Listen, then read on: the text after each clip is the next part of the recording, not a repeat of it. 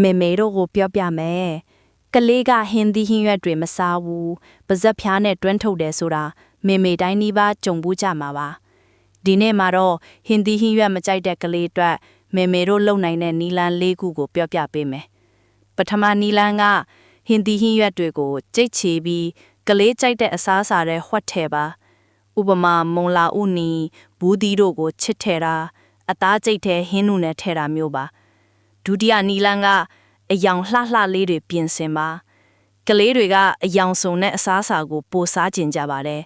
မုံလာဥနီလိမ်မော်ရောင်ဘရိုကိုလီအစိမ်းရောင်ပြောင်းဘူးအဝါရောင်လေးတွေထည့်ပေးပါတတိယနီလန်းကဟင်းသီးဟင်းရွက်တွေကိုပုံတံလှလှလေးတွေလှီးပါကျဲပုံအသေးနှလုံးပုံပန်းပုံလေးတွေလှီးပေးရင်ကလေးကပိုစားကျင်လာပါလိမ့်မယ်စတုထနီလန်းက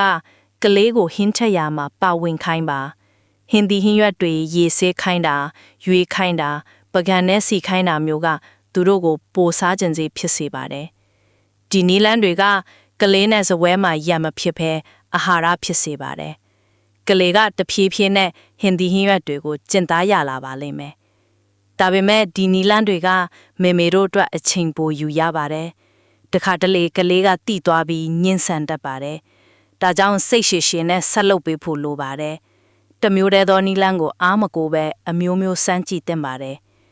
နေ့စဉ်9မိနစ်စာကျမတို့နဲ့တူလေ့လာပြီးကျမ်းမာပျော်ရွှင်တဲ့မိသားစုဘဝလေးတည်ဆောက်ကြရအောင်